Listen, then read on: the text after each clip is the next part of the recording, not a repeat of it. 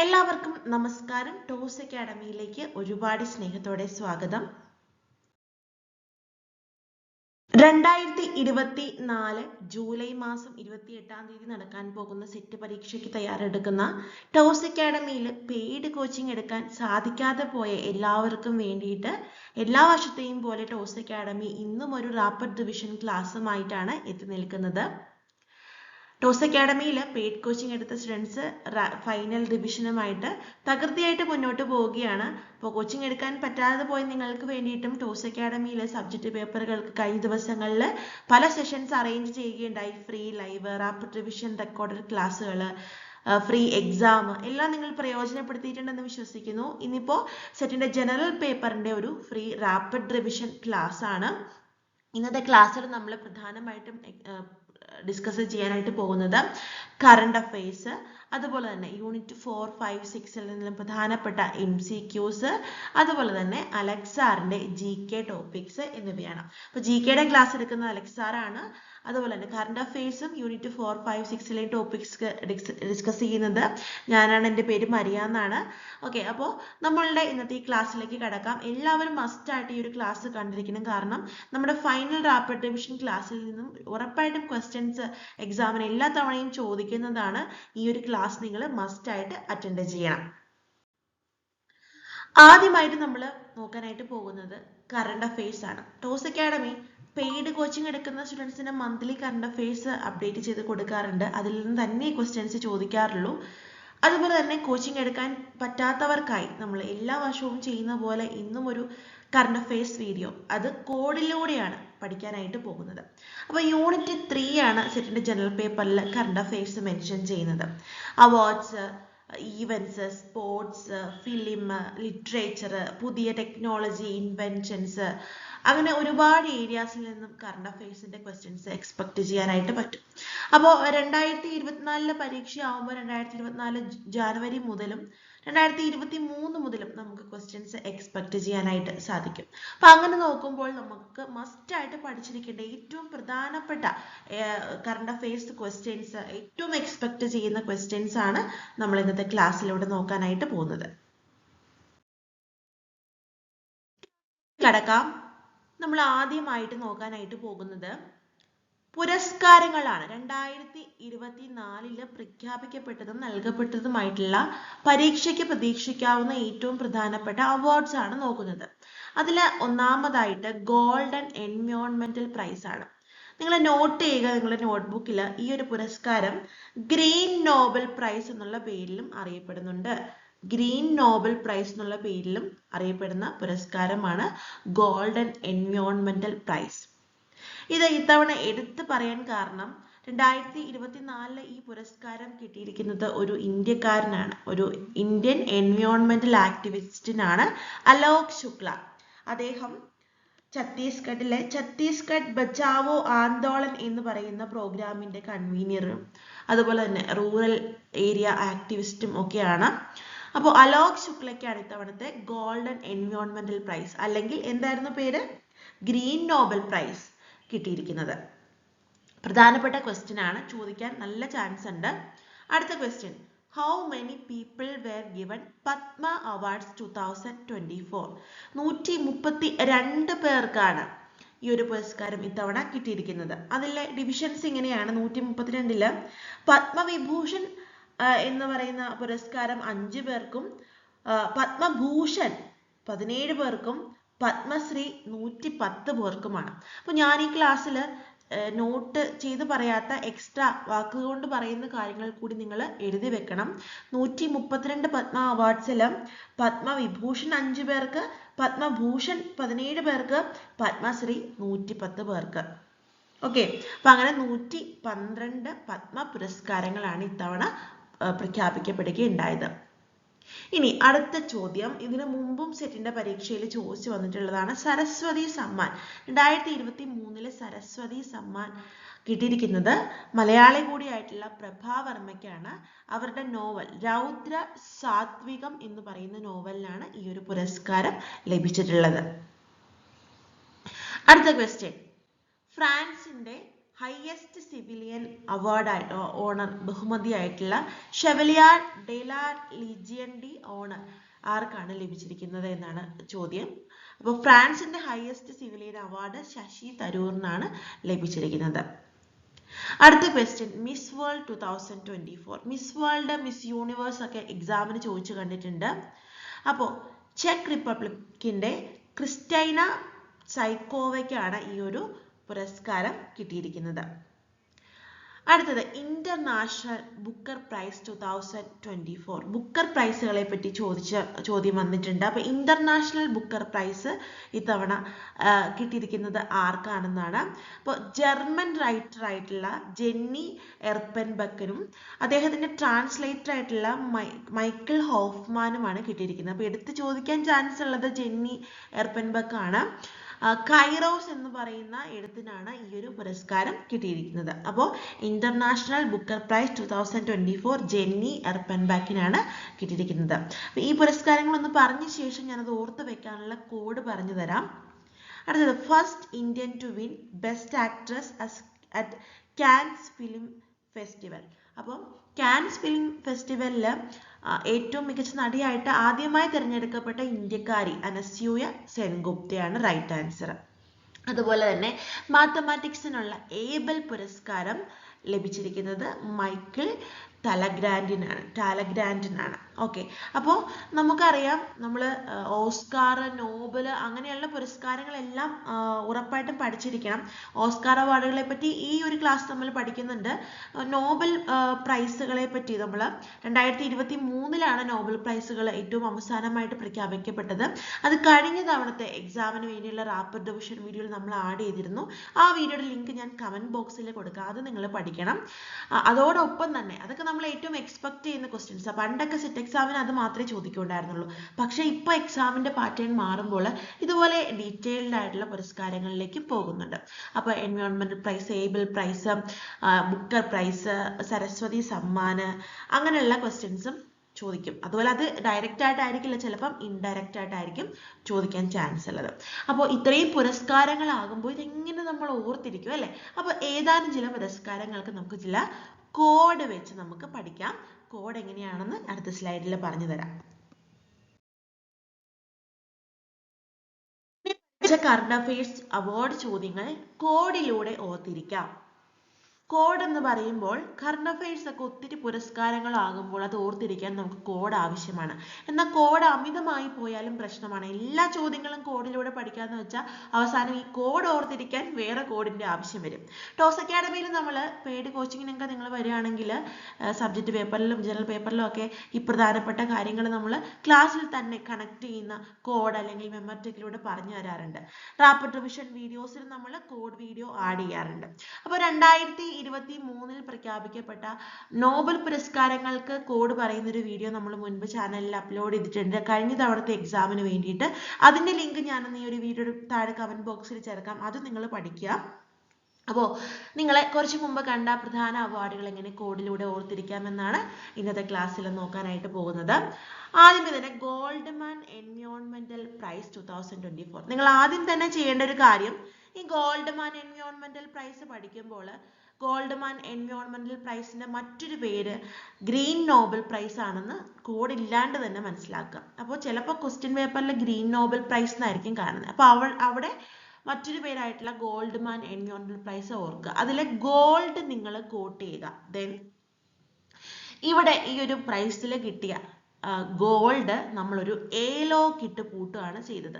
അതായത് green Nobel prize അല്ലെങ്കിൽ Goldman എൻവയോൺമെന്റൽ പ്രൈസിൽ നമുക്കൊരു ഗോൾഡ് കിട്ടി. ആ ഗോൾഡ് നമ്മൾ ഏലോക്ക് ഇട്ട് പൂട്ടി.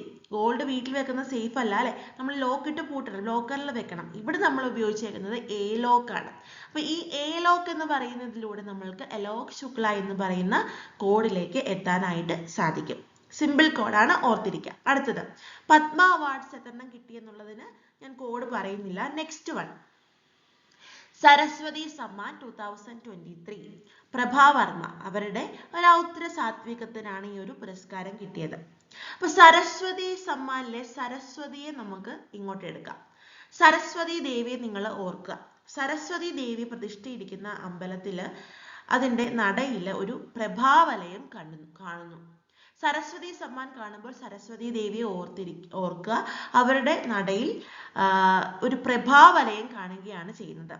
അപ്പോൾ നിങ്ങൾക്ക് സരസ്വതി ദേവി പ്രഭാവലയം എന്ന് പറയുന്നതിൽ നിന്നും പ്രഭാവർമ്മയിലേക്ക് എത്താം. ഇനി ഓപ്ഷൻസിൽ ഈ പ്രഭാവർമ്മയുടെ ഏത് നോവലിലാണ് സരസ്വതി സമ്മാനം കിട്ടിയതെന്നാണ് ക്വസ്റ്റ്യൻ എങ്കിൽ സിമ്പിളാണ് ആൻസറിലേക്ക് എത്താൻ. സരസ്വതി ദേവിയെ തന്നെ ഓർക്കുക. അപ്പോൾ ദേവീഭാവം, ഒരു രൗദ്രഭാവം നിങ്ങൾ ഓർക്കുക. അപ്പോൾ ഓപ്ഷൻസ് കാണുമ്പം ഒരു രൗദ്ര സാത്വികം എന്നൊക്കെ പറയുന്ന പേര് കാണുമ്പോൾ നിങ്ങൾക്ക് അത് സരസ്വതി സമ്മാൻ പ്രഭാവർമ്മയ്ക്ക് കിട്ടിയതാണ് എന്നുള്ള കാര്യം നമുക്ക് മനസ്സിലാകും. സിമ്പിൾ കോഡാണ്. ആ ഒരു ക്വസ്റ്റ്യനിൽ നിന്ന് തന്നെ നമുക്ക് കണക്ട് ചെയ്യാനായിട്ട് പറ്റും. അടുത്തത് ശശി തരൂരിന്റെ ഫ്രാൻസ് ഹയസ്റ്റ് സിവിലിയൻ ഓണറിനെ പറ്റി ഞാൻ കോഡ് പറയുന്നില്ല. Next one, miss world 2024 Krystyna Pyszkova, ചെക്ക് റിപ്പബ്ലിക്കിൻ്റെതാണ്. അപ്പോൾ 2024 മിസ് വേൾഡ് ആർക്ക് കിട്ടിയെന്നോ അല്ലെങ്കിൽ മിസ് വേൾഡ് കിട്ടിയ ക്രിസ്റ്റീന ഏത് രാജ്യക്കാരിയാണോ എന്ന് ചോദിച്ചാൽ ഒറ്റ കോഡിലൂടെ ഓർക്കാം. മിസ് വേൾഡ് കിട്ടിയ ക്രിസ്റ്റീനയ്ക്ക് ക്യാഷ് ചെക്കായിട്ട് കിട്ടി. മിസ് വേൾഡ് ക്രിസ്റ്റീനയ്ക്ക് ക്യാഷ് ചെക്കായിട്ട് കിട്ടി എന്ന് പറയുന്നു. മിസ് വേൾഡ് എന്ന് കാണുമ്പോൾ അത് കിട്ടിയത് ക്രിസ്റ്റീനയ്ക്കാണ്. അത് ക്യാഷ് എങ്ങനെ ഒരു പ്രൈസ് മണി ഉണ്ടാകും അല്ലേ? പ്രൈസ് മണി എന്തായിട്ട് കിട്ടി? ചെക്കായിട്ടാണ് കിട്ടിയത്. അപ്പോൾ മിസ് വേൾഡ് ക്രിസ്റ്റീനയ്ക്ക് ക്യാഷ് ചെക്കായിട്ട് കിട്ടിയെന്ന് പറയുന്ന കോഡിലൂടെ മിസ് വേൾഡ് ക്രിസ്റ്റീന എന്നുള്ളൊരു പേരിലേക്കും അതുപോലെ തന്നെ ചെക്ക് റിപ്പബ്ലിക്കിന്റെ ആള് ചെക്കായിട്ടാണ് കിട്ടിയത്, ചെക്ക് റിപ്പബ്ലിക്കിന്റെ ആളാണെന്നുള്ള കാര്യവും നമുക്ക് മനസ്സിലാക്കിയിരിക്കാം. സിമ്പിൾ കോഡാണ്. അടുത്തത് മറ്റൊരു പ്രധാനപ്പെട്ട പുരസ്കാരമാണ് ഇന്റർനാഷണൽ ബുക്കർ പ്രൈസ് 2024. നമ്മൾ കണ്ട ജർമ്മൻ റൈറ്റർ ആയിട്ടുള്ള ജെന്നി എർപ്പൻബക്കിനാണ് ഇത് കിട്ടിയത്. കൂടാതെ അദ്ദേഹത്തിന്റെ ട്രാൻസ്ലേറ്ററിന്റെ പേര് മെൻഷൻ ചെയ്യുന്നുണ്ട്. അപ്പൊ രണ്ടും നമുക്ക് ഓർത്തിരിക്കണം. പിന്നെ ഏത് ബുക്ക് എന്ത് റൈറ്റിങ്ങിനാണ്, കൈറോസ് എന്ന് പറയുന്ന എഴുത്തിനാണ് കിട്ടിയത്. നമുക്കിതെങ്ങനെ ഓർത്തിരിക്കാന്ന് ചോദിച്ചിട്ടുണ്ടെങ്കിൽ ബുക്കർ പ്രൈസ് എന്ന് കാണുമ്പോൾ നിങ്ങൾ റോസ് ബുക്ക് ഓർമ്മിക്കുക. അപ്പോൾ ബുക്കർ പ്രൈസ് കിട്ടിയ ആൾ ഒരു റോസ് ബുക്കും പിടിച്ചുകൊണ്ട് മൈക്കിന് ഫ്രണ്ടിൽ നിന്ന് പ്രസംഗിക്കുന്ന ഒരു സീൻ ഓർക്കുക. ഓക്കെ, അപ്പോൾ കയ്യിലുള്ള റോസ് ബുക്കിൽ ഈർപ്പം ഉള്ളത് കൊണ്ട് മൈക്ക് ഓഫ് ചെയ്യണമെന്ന അനൗൺസ്മെന്റ് വന്നു. അതായത് ഇന്റർനാഷണൽ ബുക്കർ പ്രൈസ് എന്ന് പറയുന്നത് നിങ്ങൾ കാണുമ്പോൾ റോസ് ബുക്ക് ഓർക്കുക. ഇത് കിട്ടിയ ആള് റോസ് ബുക്കും കൈ പിടിച്ചൊരു മൈക്കിന്റെ ഫ്രണ്ടിൽ നിന്നുകൊണ്ട് പ്രസംഗിച്ചുകൊണ്ടിരിക്കുക. അപ്പൊ പെട്ടെന്ന് ഒരു അനൗൺസ്മെന്റ് വരുന്നു, മൈക്ക് ഓഫ് ചെയ്യണമെന്ന്. എന്തുകൊണ്ടാണ്? ഈർപ്പം ഉള്ളത് കൊണ്ട്. അപ്പോൾ റോസ് ബുക്ക് എന്ന് പറയുന്ന ആ ഒരു കോഡിൽ നിന്നും കൈറോസ്, കയ്യിലുള്ള റോസ് ബുക്ക്, കയ്യിലുള്ള റോസ് ബുക്ക്, കൈ റോസ്. അപ്പോൾ ഇരിക്കുന്ന ബുക്ക് ഏതാണ്? ബുക്കിന്റെ പേരെന്താണ്? കയ്യിലുള്ള റോസ് ബുക്കാണ്. അത് കൈറോസ് എന്ന് പറയുന്നതിലേക്ക് വരിക. ഇനി ആളെന്താണ് ചെയ്യുന്നത്? മൈക്കിന്റെ ഫ്രണ്ടിൽ നിന്നും എന്താണ് പ്രസംഗിക്കുകയാണ്. അപ്പൊ മൈക്ക് ഓഫ് ചെയ്യണം എന്ന് പറയുന്ന ഒരു അനൗൺസ്മെന്റ് വരികയാണ്. മൈക്ക് ഓഫ് എന്ന് പറയുന്ന അതിനകത്തേക്ക് മൈക്കിൾ ഹോഫ്മാനെ നിങ്ങൾ ഓർക്കുക. അതുപോലെ എന്തുകൊണ്ടാണ് ഈ ഒരു അനൗൺസ്മെന്റ് വന്നത്? മൈക്കിൽ ഈർപ്പം ഉള്ളത് കൊണ്ട്. ഈർപ്പം എന്ന് പറയുന്ന ആ ഒരു സെന്റൻസിൽ നിന്നും എർപ്പൻ എന്ന് പറയുന്ന ഒരു വാക്ക് നിങ്ങൾക്ക് കണക്ട് ചെയ്യാനായിട്ട് പറ്റും. അപ്പോൾ ഇന്റർനാഷണൽ ബുക്കർ പ്രൈസ് എന്ന് പറഞ്ഞ് ചോദിച്ചു കണ്ടിട്ടുണ്ടെങ്കിൽ ഇത്രയും കാര്യങ്ങൾ ഒരു പിക്ചറൈസ് ചെയ്യുക. അപ്പോൾ നിങ്ങൾ ആ കോഡ് ആദ്യം എഴുതി നോക്കുക. അതിൽ നമുക്ക് മാർക്ക് ചെയ്യേണ്ട കാര്യങ്ങൾ മാർക്ക് ചെയ്യുക. ദെൻ ഓപ്ഷൻസിലേക്ക് ഇത് കണക്ട് ചെയ്യുക. ഇത്ര മാത്രം ചെയ്താൽ മതി. അപ്പോൾ കയ്യിലുള്ള റോസ് ബുക്കിൽ ഈർപ്പമുള്ളത് കൊണ്ട് മൈക്ക് ഓഫ് ചെയ്യണമെന്ന അനൗൺസ്മെന്റ് വന്നു. അപ്പോൾ ഇന്റർനാഷണൽ ബുക്കർ പ്രൈസ് ഏത് ബുക്കിനാണ് കിട്ടിയത്? കൈറോസ്. ആർക്കൊക്കെയാണ് കിട്ടിയത്? പ്രധാനി എന്ന് പറയുന്നത് ജെന്നി എർപ്പൻബെക്ക് ആണ്. ഈർപ്പം എന്നുള്ളതിലുള്ള എർപ്പൻബെക്ക് ഓർക്കുക. ചിലപ്പോൾ ട്രാൻസ്ലേറ്ററിന്റെ ആരാണെന്നുള്ള ക്വസ്റ്റ്യൻ ചോദിക്കാൻ ചാൻസ് ഉള്ളൂ. അടുത്തത് first Indian to win best actress at Cannes film festival. ഞാനതിന് കോഡ് പറയുന്നില്ല. അനസൂയ സെൻഗുപ്തയാണ്. ഒരു എന്താണ് ഈ കാൻസ് ഫിലിം ഫെസ്റ്റിവലിലെ ബെസ്റ്റ് ആക്ട്രസ് അനസൂയ സെൻഗുപ്ത എന്നുള്ളത് ഒരു എന്താ പറയുക, നിങ്ങൾക്ക് ഐസൊലേറ്റ് ചെയ്ത് പഠിക്കാൻ പറ്റുന്നൊരു ക്വസ്റ്റ്യൻ ആണ്. അങ്ങനെ തന്നെ പഠിക്കുക കേട്ടോ. അടുത്തത് ഏബൽ പ്രൈസ് 2024 മാത്സ്. അതാ കിട്ടിയിരിക്കുന്നത് മൈക്കിൾ ടെലഗ്രാൻഡിനാണ്. അപ്പോൾ നമുക്ക് ഇത് സിമ്പിൾ ആയിട്ടുള്ളൊരു കോഡിലൂടെ ഓർക്കാം. Abel price 2024 maths. ഏബൽ എന്ന് പറയുന്ന ആൾക്ക് മാത്സിലാണ് ഏബിൾ പ്രൈസ് ഈ ഒരു പ്രൈസ് കിട്ടിയിരിക്കുന്നത് അല്ലേ. അപ്പം മാത്സ് എന്നൊക്കെ പറയുമ്പോൾ അത്യാവശ്യം തല വേണം പഠിക്കാൻ. അപ്പോൾ ഏബിളിന് മാത്സിൽ നല്ല തലയാണ് എന്ന് പറയുന്ന ഒറ്റ കോഡിലൂടെ ഏബിൾ പ്രൈസ് മാത്സ് തല എന്ന് പറഞ്ഞ മൈക്കിൾ തല ഗ്രാൻഡ് ഓപ്ഷൻസിലേക്ക് നിങ്ങൾക്ക് കണക്ട് ചെയ്യാനായിട്ട് പറ്റും. അപ്പോൾ ഇങ്ങനെയുള്ള സിമ്പിൾ കോഡിലൂടെ നിങ്ങൾക്ക് ഇങ്ങനെയുള്ള ഓപ്ഷൻസ് ഓർത്തിരിക്കാം. അപ്പം നിങ്ങൾ എന്ത് കോഡാണ് പഠിച്ചു വെച്ചിരിക്കുന്നത് എന്നുള്ള കാര്യം മറന്നു പോകരുത്. ഓക്കെ, അപ്പോൾ ഇത്രയുമാണ് പ്രധാനപ്പെട്ട അവാർഡ്സ് 2024 ഫസ്റ്റ് പാർട്ട്. ഇനി സെക്കൻഡ് പാർട്ടിലേക്ക് കടക്കാം.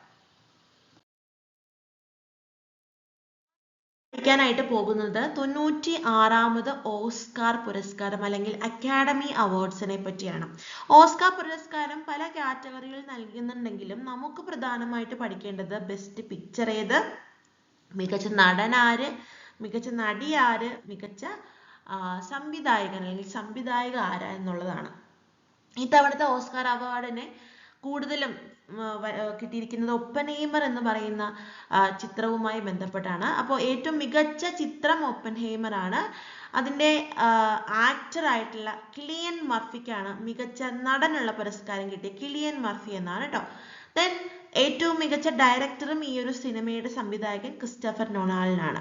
ശ്രദ്ധിക്കുക, ഈ ഒരു സിനിമയ്ക്ക് തന്നെയാണ് ഇത്തവണത്തെ ഗോൾഡൻ ഗ്ലോബ് പുരസ്കാരവും കിട്ടിയിരിക്കുന്നത്.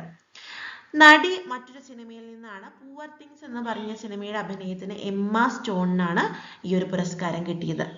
ഇനി ഇത് സിമ്പിളായിട്ട് നിങ്ങൾക്കൊരു കോഡിലൂടെ ഓർക്കാം. ഈ ഓസ്കാർ വേദിയിൽ ഒരു ഒപ്പന നടന്നു. അപ്പോൾ ഓസ്കാർ വേദിയിൽ നടന്ന ഒപ്പനയെ റിലേറ്റ് ചെയ്ത് നിങ്ങൾക്ക് പഠിക്കാം. ഓസ്കാറിന് ഒപ്പന കളിച്ച് കിളിപോയ ക്രിസ്റ്റഫറിനെ കണ്ട പാവം അമ്മ കല്ലുപോലെ ഇരുന്നു പോയി. അപ്പോൾ ഇവിടെ കോഡിലൂടെ പഠിക്കുന്ന കോഡുകളിൽ ആദ്യം സിനിമ, പിന്നെ നടൻ, പിന്നെ സംവിധായകൻ, അതിനുശേഷം നടി എന്നുള്ള ഓർഡറിലാണ് ആ കോഡ് പോകുന്നത്. ഓസ്കാറിന് ഒപ്പന കളിച്ച, അപ്പൊ ഇതിലെ ഒപ്പനയാണ് ആദ്യത്തെ കോഡ്, അത് സിനിമയെ സൂചിപ്പിക്കുന്നു, ഒപ്പൻഹൈമർ. ദെൻ കിളി പോയ, കിളിയാണ് രണ്ടാമത്തെ കോഡ്, അതിനെ നടനെ സൂചിപ്പിക്കുന്നു, കിലിയൻ മർഫിയാണ്. അടുത്തത് ക്രിസ്റ്റഫർ, കിളിപോയ ക്രിസ്റ്റഫർ ഇവിടെ നമ്മളെ സംവിധായകനെ സൂചിപ്പിക്കുന്നു. ദെൻ അത് കഴിഞ്ഞ് അത് കണ്ട പാവം അമ്മ എന്നുള്ളതിൽ അമ്മ എമ്മയെ ഓർമ്മിപ്പിക്കുന്നു. പാവം അമ്മ കല്ല് പോലെ ഇരുന്നു എന്നാണ്. അപ്പൊ അമ്മ കല്ല് പോലെ ഇരുന്നു, എമ്മ സ്റ്റോൺ, കല്ല് അതിന്റെ നമ്മൾ ഇംഗ്ലീഷ് ട്രാൻസ്ലേഷൻ നോക്കുക, സ്റ്റോൺ, അമ്മ കല്ല് പോലെ ഇരുന്നു. ആരാണ്? പാവം അമ്മ. അപ്പൊ പാവം അമ്മ ആയതുകൊണ്ട് ആ പാവം എന്നുള്ളതിൽ നിന്നും നിങ്ങൾക്ക് പൂവർ തിങ്സ് എന്നുള്ള പറയുന്ന സിനിമയാണ് കണക്ട് ചെയ്യാൻ പറ്റുന്നത്. അപ്പോൾ ഓസ്കാറിന് ഒപ്പന കളിച്ച് കിളിപോയ ക്രിസ്റ്റഫറിനെ കണ്ട പാവം അമ്മ കല്ലുപോലെ ഇരുന്നു പോയി. അപ്പോൾ ഓസ്കാറിന് ഒപ്പന കളിച്ച, ഒപ്പനയാണ് ആദ്യത്തെ കോഡ്, ഒപ്പൻഹൈമർ. കിളിപോയ Christopher, Cillian Murphy, Christopher director. പാവ അമ്മ കല്ലുപോലെ ഇരുന്നു, അമ്മ കല്ലുപോലെ, അമ്മ കല്ല് സ്റ്റോൺ, എമ്മ സ്റ്റോൺ. അത് കഴിഞ്ഞ് പാവം അമ്മയാണ്, അപ്പോൾ പൂവർ തിങ്സ്. അപ്പോൾ ഈ ഒറ്റ കോഡിലൂടെ നിങ്ങൾക്ക് ഓസ്കാറിൽ ചോദിക്കാൻ ചാൻസ് ഉള്ള എല്ലാ അവാർഡുകളും കണക്ട് ചെയ്യാനായിട്ട് സാധിക്കും. ഒരു ടാസ്ക് തരുവാണ്. ഞാൻ മാത്രം എല്ലാം പറഞ്ഞു പോയാൽ ശരിയാവൂ, കുറച്ച് നിങ്ങളൊക്കെ കണ്ടുപിടിക്കണ്ടേ. അപ്പോൾ നിങ്ങൾ ഇത് മസ്റ്റായിട്ട് ചെയ്യണം കേട്ടോ. അതിന് രണ്ട് കാരണമാണ്. ഇത് ചെയ്യുമ്പം, ഇതിന് ആൻസർ കണ്ടെത്തുമ്പോൾ നിങ്ങൾ തന്നെ പഠിക്കുകയും ചെയ്യും, ഇതിൻ്റെ കമൻറ്റ് നോക്കുന്ന സ്റ്റുഡൻസ് അത് നോക്കി പഠിക്കുകയും ചെയ്യും. നിങ്ങൾ കണ്ടുപിടിച്ചെഴുതേണ്ട 3 കാര്യങ്ങളാണ്. നിങ്ങളുടെ ഈ വീഡിയോയുടെ കമൻറ്റ് ബോക്സിൽ ആൻസർ ഇടണം. ഒന്ന്, 2024 രഞ്ജി ട്രോഫി പുരസ്കാര അവാർഡ് കിട്ടിയത് ആർക്കാണ്? അതുപോലെ തന്നെ ഗഗൻയാൻ മിഷനുമായി ബന്ധപ്പെട്ട് നമുക്ക് ഈ വർഷം ഓർത്തിരിക്കാൻ പറ്റുന്ന മോസ്റ്റ് ഇമ്പോർട്ടൻറ്റ് 2 MCQs. അതുപോലെ തന്നെ ഇത്തവണത്തെ ഓടക്കുഴൽ അവാർഡ് ആർക്ക് കിട്ടി? ഈ 3 ചോദ്യങ്ങൾക്കുള്ള ആൻസർ നിങ്ങൾ ഈ സ്ലൈഡ് കാണുമ്പോൾ അല്ലെങ്കിൽ ഈ വീഡിയോ കണ്ട ശേഷം അപ്പോൾ തന്നെ പോയി കണ്ടുപിടിച്ച് അല്ലെങ്കിൽ അറിയാവുന്ന കാര്യങ്ങൾ ഉറപ്പുവരുത്തിയ ശേഷം ഈ വീഡിയോയുടെ കമൻറ്റ് ബോക്സിൽ കമൻറ്റ് ചെയ്യണം. പ്രാക്ടീസ് മേക്സ് മാൻ പെർഫെക്റ്റ് എന്നാണ്. നിങ്ങളിത് പ്രാക്ടീസ് ചെയ്യാണ് ചെയ്യുന്നത് ആൻസർ ഒക്കെ എഴുതുമ്പോൾ. അപ്പോൾ നിങ്ങൾക്ക് എക്സാമിന് ചോദ്യം വന്നാലും ഉറപ്പായിട്ട് ഓർത്തിരിക്കാൻ പറ്റും. ഇപ്പോൾ ടോസ് അക്കാഡമിയിൽ കോച്ചിങ് എടുത്ത സ്റ്റുഡൻസ് ആണെങ്കിൽ ഇതൊക്കെ നിങ്ങൾക്ക് PDF ആയിട്ട് തന്നിട്ടുണ്ട്. അപ്പം നിങ്ങൾ ഇനി അത് നോക്കാൻ പോകണ്ട, പഠിച്ച കാര്യം അപ്പോൾ തന്നെ ടൈപ്പ് ചെയ്തിടുക. അറിയില്ലാത്തവരാണെന്നുണ്ടെങ്കിൽ സെർച്ച് ചെയ്തിട്ടാണെങ്കിലും കണ്ടെത്തി ആൻസർ ചെയ്യണം. ക്ലാസ്സിലേക്ക് കടക്കുന്നതിന് മുമ്പ് ടോസ് അക്കാഡമിയിൽ 2025 സെറ്റ് പരീക്ഷയ്ക്ക് വേണ്ടിയുള്ള, ജനുവരി മാസത്തെ സെറ്റ് പരീക്ഷയ്ക്ക് വേണ്ടിയുള്ള ഓൺലൈൻ കോച്ചിങ് ബാച്ചുകളുടെ അഡ്മിഷൻ ആരംഭിച്ചു. ഓഗസ്റ്റ് ഫസ്റ്റ് വീക്ക് മുതൽ ക്ലാസ്സുകൾ സ്റ്റാർട്ട് ചെയ്യുകയാണ്. ടോസ് അക്കാഡമിയെ പറ്റി നിങ്ങൾക്ക് ഞാൻ പറഞ്ഞു തരുന്നില്ല. ടോസ് അക്കാഡമിയുടെ യൂട്യൂബ് ചാനലിൽ തന്നെ നിങ്ങൾ സെർച്ച് ചെയ്ത് നോക്കുക. ക്ലാസ്സിൻ്റെ ക്ലാരിറ്റിയും അതുപോലെ തന്നെ ക്വാളിറ്റിയും ടീച്ചേഴ്സിൻ്റെ സ്റ്റാൻഡേർഡും അതുപോലെ തന്നെ സ്റ്റുഡൻസിൻ്റെ ഫീഡ്ബാക്കും റിവ്യൂസും ഇതെല്ലാം നിങ്ങൾക്ക് കാണാനായിട്ട് സാധിക്കും. വർഷങ്ങളുടെ പാരമ്പര്യമുള്ള വളരെ എക്സ്പീരിയൻസ്ഡ് ആയിട്ടുള്ള ഫാക്കൽറ്റീസ് ഉള്ള പ്രൂവൻ ട്രാക്ക് റെക്കോർഡുള്ള ടോസ് അക്കാഡമിയിലേക്കാണ് നിങ്ങളെ സ്വാഗതം ചെയ്യുന്നത്. വരും വർഷങ്ങളിൽ സെറ്റ് പരീക്ഷയുടെ പ്രാധാന്യം എത്രമാത്രമാണെന്ന് പല തവണ നമ്മൾ പറഞ്ഞു തന്നിട്ടുണ്ട്. ഈ ദിവസങ്ങളിൽ നിങ്ങൾ പത്രമാധ്യമങ്ങളിലൂടെ പുതിയ ഖാദർ കമ്മിറ്റി റിപ്പോർട്ടിന്റെ ഒക്കെ പശ്ചാത്തലത്തിൽ നോക്കുമ്പോൾ സെറ്റ് പോലുള്ള പരീക്ഷയുടെ പ്രാധാന്യം വളരെയേറെയാണെന്നുള്ള കാര്യം ഞാൻ ഒരിക്കൽ കൂടി ഓർമ്മിപ്പിക്കുന്നു. ഏറ്റവും മികച്ച ക്ലാസ്സുകൾ, ഏറ്റവും അപ്ഡേറ്റഡ് ആയിട്ടുള്ള സെഷൻസിനൊപ്പം നമ്മൾ കണ്ടക്ട് ചെയ്യുന്നുണ്ട്. നിങ്ങൾക്ക് വീട്ടിലിരുന്നു കൊണ്ട് തന്നെ റെക്കോർഡഡ് ക്ലാസ്സസിലൂടെയും ഡൗട്ട് ക്ലിയറിങ്ങിലൂടെയും മോക്ക് ടെസ്റ്റുകളിലൂടെയും നോട്ടിലൂടെയും എല്ലാം സെറ്റ് പരീക്ഷയ്ക്ക് വേണ്ടിയിട്ട് തയ്യാറെടുക്കാനായിട്ട് സാധിക്കും. ടോസ് അക്കാഡമിയെ നിങ്ങൾക്ക് കോൺടാക്ട് ചെയ്യാം. ഒരുപാട് ഡീറ്റെയിൽസ് ഞാൻ ഈ ഒരു വീഡിയോയിൽ പറയുന്നില്ല. ആ ഡീറ്റെയിൽസ് പറയാനായിട്ട് തന്നെ ഞാൻ വേറൊരു വീഡിയോ ചെയ്യുന്നുണ്ടായിരിക്കും. താല്പര്യമുള്ളവർക്ക് 75 10 15 5 4 8 5 എന്ന നമ്പറിൽ നിങ്ങൾക്ക് കോൺടാക്ട് ചെയ്യാം. നിങ്ങളുടെ ഫ്രണ്ട്സിനും സജസ്റ്റ് ചെയ്യാം. നമുക്ക് അവാർഡ്സ് മാത്രമല്ല കറണ്ട് അഫയേഴ്സിന് ചോദിക്കാൻ ചാൻസ് ഉള്ളത്. ഇപ്പോൾ കേരളത്തിൽ ഇന്ത്യയിലൊക്കെ വന്നിട്ടുള്ള പുതിയ പുതിയ എസ്റ്റാബ്ലിഷ്മെന്റ്സ് ഏതൊക്കെയാണ്, പിന്നെ സയൻസ് ആൻഡ് ടെക്നോളജി, പിന്നെ ബയോഗ്രഫീസ് ഇതൊക്കെ ചോദിക്കാറുണ്ട്. അപ്പോൾ അങ്ങനെയുള്ള സെഷനിലേക്കാണ് അടുത്ത് പോകുന്നത്.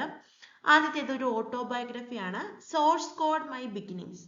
ഇത് മൈക്രോസോഫ്റ്റിന്റെ കോഫൗണ്ടർ ആയിട്ടുള്ള ബിൽ ഗേറ്റ്സിൻ്റെതാണ്. അപ്പോൾ ഈ ഓട്ടോബയോഗ്രഫി ഈ റീസെന്റ് ആയിട്ട് വന്നാണ് പഠിക്കുക. അടുത്തത് India's first graphene centre IICG എവിടെയാണ് ഈ ഒരു ഇന്നോവേഷൻ വന്നിട്ടുള്ളതെന്നാണ്. കേരളത്തിലാണ്. മേക്കേഴ്സ് വില്ലേജ് കൊച്ചിയിലാണ് ഈ ഒരു ഇന്നോവേഷൻ ഇനാഗ്രേറ്റ് ചെയ്യപ്പെട്ടുള്ളത്. അടുത്തത് സൈനിക് സ്കൂളിനെ പറ്റിയാണ്. നമുക്കറിയാം സൈനിക് സ്കൂൾ, ആൺകുട്ടികൾക്കുള്ള സൈനിക് സ്കൂളിനെ പറ്റി കേട്ടിട്ടുണ്ട്.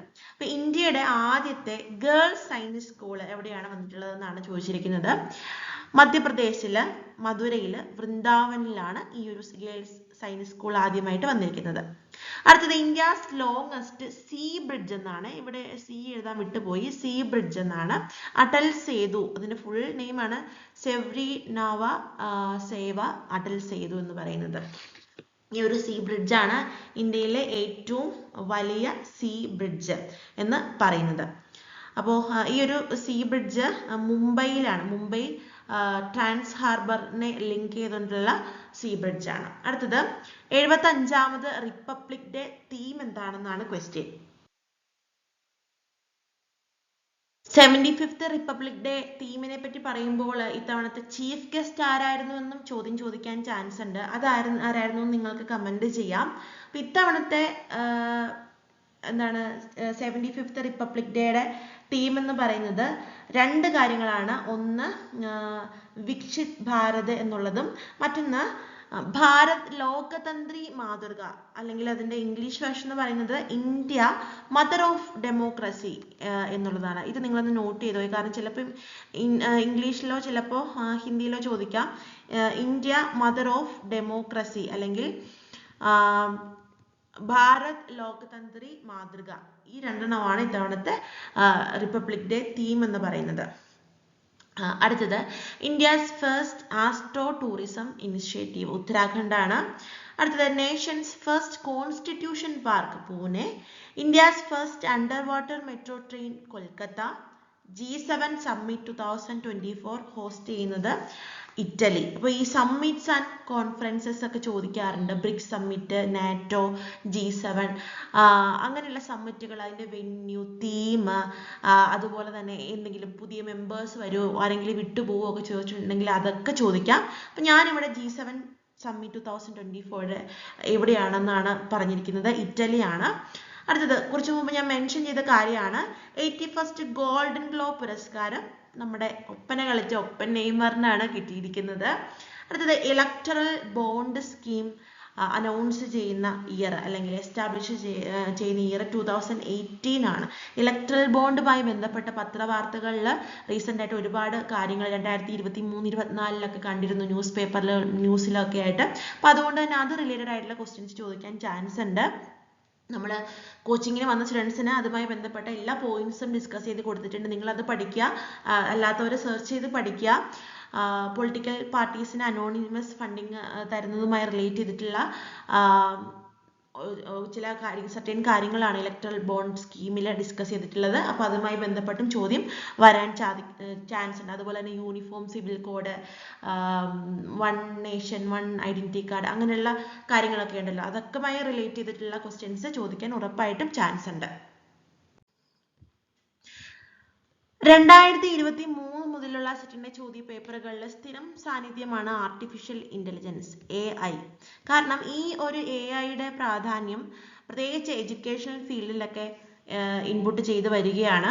അപ്പോൾ AI ആർട്ടിഫിഷ്യൽ ഇന്റലിജൻസ് റിലേറ്റഡ് ആയിട്ടുള്ള ക്വസ്റ്റ്യൻസ് സയൻസ് ആൻഡ് ടെക്നോളജി വിഭാഗത്തിൽ ഉറപ്പായിട്ടും ഉണ്ടാകും. ഇതിൽ നിന്നും കളക്ട് ചെയ്തിട്ടുള്ള മാക്സിമം ക്വസ്റ്റ്യൻസ് നമ്മൾ പെയ്ഡ് കോച്ചിങ്ങിൽ ഡിസ്കസ് ചെയ്തിട്ടുണ്ട്. അതിൽ പ്രധാനപ്പെട്ടവയാണ് ഇന്ന് ഡിസ്കസ് ചെയ്യുന്നത്. അതോടൊപ്പം ചില സ്പോർട്സ് അവാർഡ്സിനെ പറ്റി.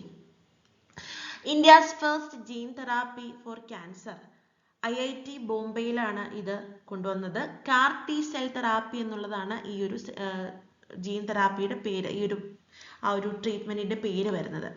അടുത്തത് ഇന്ത്യസ് ഫസ്റ്റ് AI ടീച്ചർ, അതിന്റെ പേര് ഐറിസ് എന്നുള്ളതാണ്, കേരളത്തിലാണ് ഇൻട്രൊഡ്യൂസ് ചെയ്യപ്പെട്ടുള്ളത്. അടുത്തത് India second private rocket Agnibaan. ഈ ഒരു സാഹചര്യത്തിൽ ഫസ്റ്റ് പ്രൈവറ്റ് റോക്കറ്റിനെ പറ്റി പഠിക്കേണ്ടതായിട്ടുണ്ട്. അടുത്തത് ലോകത്തിൽ ആദ്യമായിട്ട് മെനിഞ്ചൈറ്റിസിനുള്ള വാക്സിൻ ഇന്നോവേറ്റ് ചെയ്തത് നൈജീരിയ ആണ്. WHO-യുടെ എന്താണ് പറയുക, അംഗീകാരം കിട്ടിയിട്ടുള്ള വാക്സിനാണ്. MEN5C ആണ് ഈ ഒരു വാക്സിൻ. മൈക്രോസോഫ്റ്റിന്റെ പുതിയ AI ലോഞ്ചാണ് 5.3 എന്ന് പറയുന്നത്. അതുപോലെ തന്നെ India's first septic tank cleaning robot. എന്തുമാത്രം അപ്ഡേഷൻസ് ആണല്ലേ പുതിയ ടെക്നോളജിയിലുള്ളത്. സെപ്റ്റിക് ടാങ്ക് ക്ലീനിങ്ങിനൊക്കെ മെഷീൻ യൂസ് ചെയ്തിട്ടുള്ള പ്രോഗ്രാം ഇന്നോവേഷൻസ് ഒക്കെ വന്നു തുടങ്ങിയിട്ടുണ്ട്. ഹോമോസെപ് ആറ്റം എന്ന് പറയുന്ന റോബോട്ടാണ് സെപ്റ്റിക് ടാങ്ക് ക്ലീനിങ്ങിന് വേണ്ടിയിട്ട് ആദ്യമായിട്ട് ഇന്ത്യയിൽ ഇൻട്രൊഡ്യൂസ് ചെയ്തിട്ടുള്ളത്. അടുത്തത് ഗഗൻയാൻ മിഷൻ. ഗഗൻയാൻ മിഷനെ പറ്റി നിങ്ങൾക്ക് അറിയാവുന്ന കാര്യങ്ങൾ കമന്റ് ചെയ്യാൻ ഞാൻ പറഞ്ഞിരുന്നു. ഞാൻ ഒരെണ്ണം തരാം. ഇതിലേക്ക് അയക്കാനായിട്ട് ഉദ്ദേശിക്കുന്ന വുമൺ റോബോട്ടിന്റെ പേരെന്താണെന്നാണ്. വോമിത്ര എന്നുള്ളതാണ് ആൻസർ വരുന്നത്. Then ICC Men's T20 World Cup winner 2024 ഇന്ത്യയാണ്. അപ്പോൾ സ്പോർട്സ് റിലേറ്റഡ് ആയിട്ടുള്ള കറണ്ട് അഫയേഴ്സ് നമ്മൾ പഠിക്കുമ്പോൾ പ്രധാനമായിട്ടും പഠിക്കേണ്ട ചില കാര്യങ്ങൾ ഇതുപോലെയുള്ള വേൾഡ് കപ്പ് വിന്നേഴ്സ്, പിന്നെ രഞ്ജി ട്രോഫി എന്നൊക്കെ പറഞ്ഞല്ലോ, അതുപോലെ തന്നെ സന്തോഷ് ട്രോഫി, ദെൻ അതുപോലെ ഓസ്ട്രേലിയൻ ഓപ്പൺ, ഫ്രഞ്ച് ഓപ്പൺ, അങ്ങനെയുള്ള കാര്യങ്ങൾ. അത് men singles, women singles, doubles, ഇതൊക്കെ പഠിക്കണം. പിന്നെ ഒളിമ്പിക്സ് റിലേറ്റഡ് ആയിട്ടുള്ള വരാൻ പോകുന്ന ഒളിമ്പിക്സ് റിലേറ്റഡ് ആയിട്ടുള്ള ക്വസ്റ്റ്യൻസ് ഉറപ്പായിട്ടും പ്രതീക്ഷിക്കുക. ആരാണ് ടോർച്ച് ബെയറർ, ആരാണ്, അതുപോലെ തന്നെ ഇന്ന ഇവൻസിൽ ആരൊക്കെ പങ്കെടുക്കും, അങ്ങനെ തീം എന്താണ്, അങ്ങനെയൊക്കെയുള്ള ക്വസ്റ്റ്യൻസ് ചോദിക്കാൻ ചാൻസ് ഉണ്ട്. അപ്പോൾ അതൊക്കെ നിങ്ങൾ പഠിക്കുക. IPL 2024 winner Kolkata knight riders ആണ്. Australian open men singles 2024 winner Jannik Sinner ആണ് റൈറ്റ് ആൻസർ ആയിട്ട് വരുന്നത്. ശ്രദ്ധിക്കുക, Australian open, women's singles, French open, ഇതൊക്കെ പഠിക്കുക കേട്ടോ. അതിൽ വുമൻസ് വരുന്നത് അരൈന സബലെങ്കയാണ്, ഓസ്ട്രേലിയൻ ഓപ്പൺ വിമൻ സിംഗിൾസിന്റെ വിന്നറായിട്ട് വരുന്നത്. അപ്പൊ ഇങ്ങനെയുള്ള ക്വസ്റ്റ്യൻസ് ഒക്കെ നമുക്ക് സ്പോർട്സിൽ നിന്ന് ഉറപ്പായിട്ടും ക്വസ്റ്റ്യൻ ഉണ്ടാകും. ആർട്ടിഫിഷ്യൽ ഇന്റലിജൻസിൽ നിന്നും സയൻസ് ആൻഡ് ഇന്നോവേഷൻസിൽ നിന്നും ഉറപ്പായിട്ടും ക്വസ്റ്റ്യൻസ് വരും. സെറ്റിന്റെ ജനറൽ പേപ്പറിൽ കോഡിംഗ്, ഡീകോഡിംഗ്, അതുപോലെ ലോജിക്കൽ റീസണിങ് തുടങ്ങിയ ഏരിയാസിൽ നിന്നുള്ള ക്വസ്റ്റ്യൻസ് ഒക്കെ ഉണ്ടാവാറുണ്ട്. 2023 വന്നിട്ടുള്ള ഒരു ക്വസ്റ്റ്യൻ ആണ് നമ്മൾ ഡിസ്കസ് ചെയ്യാനായിട്ട് പോകുന്നത്. ഇങ്ങനെയുള്ള ക്വസ്റ്റ്യൻ നമ്മൾ എങ്ങനെ ചിന്തിച്ച് ആൻസർ എടുക്കണം എന്നുള്ളതാണ് പറയാനായിട്ട് പോകുന്നത്. അപ്പോൾ ഇത്തരത്തിലുള്ള ക്വസ്റ്റ്യൻ കണ്ടു കഴിയുമ്പോൾ നമുക്ക് കോഡ്, ഒരു സെന്റൻസ്, അതിന്റെ കോഡ് തന്നിട്ടുണ്ടാകും. അതിൽ നിന്നും മറ്റ് ചില വാക്കുകളുടെ കറസ്പോണ്ടിങ് കോഡ് ഏതാണെന്നായിരിക്കും ക്വസ്റ്റ്യൻ വരുന്നത്. അപ്പോൾ തന്നിരിക്കുന്ന കോഡിൽ നിന്നും അഞ്ചാമത്തെയും ആറാമത്തെയും ക്വസ്റ്റ്യന് ആൻസർ എഴുതുക എന്നുള്ളതാണ് നമ്മുടെ ടാസ്ക് വരുന്നത്. അപ്പോൾ സെന്റൻസുകൾ നമുക്ക് വായിക്കാം. ഓൾ കളേഴ്സ് ആർ ബ്യൂട്ടിഫുൾ, അതിനൊരു കോഡ് തന്നിരിക്കുന്നു. Beautiful things are visual treat, അതിനൊരു കോഡ് തന്നിരിക്കുന്നു. Ram has good visual memory, അതിനൊരു കോഡ് തന്നിരിക്കുന്നു. ഓൾ വെജിറ്റബിൾസ് ആർ ഗുഡ്, ഇതിനും ഒരു കോഡ് തന്നിരിക്കുന്നു. ഇനി സർട്ടൈൻ വേർഡ്സിന് കോഡ് ഏതാണെന്ന് കണ്ടുപിടിക്കാം. ബ്യൂട്ടിഫുൾ, വിഷ്വൽ എന്നിങ്ങനെയുള്ള രണ്ട് വാക്കുകൾക്ക് കോഡ് കണ്ടുപിടിക്കാനാണ് ക്വസ്റ്റ്യൻ വന്നിരിക്കുന്നത്. നമുക്ക് ഈ ഒരു ക്വസ്റ്റ്യനിലൂടെ പോകുമ്പോൾ തന്നെ ചില വാക്കുകൾ റിപ്പീറ്റിംഗ് ആയിട്ട് വരുന്നത് നമുക്ക് കാണാൻ സാധിക്കും. അപ്പോൾ അത് വെച്ചിട്ടാണ് നമ്മൾ ഈ കോഡ് കണ്ടുപിടിക്കുന്നത്. ആദ്യത്തെ 2 സെന്റൻസിൽ നിന്നും നമുക്ക് റിപ്പീറ്റിംഗ് വേർഡ്സ് കണ്ടെത്താനായിട്ട് സാധിക്കും. വായിക്കാം. All colours are beautiful, beautiful things are visual treat. ഇവിടെ ആറും റിപ്പീറ്റിംഗ് ആയിട്ട് വന്നിട്ടുണ്ട്, ബ്യൂട്ടിഫുള്ളും റിപ്പീറ്റിംഗ് ആയിട്ട് വന്നിട്ടുണ്ട്.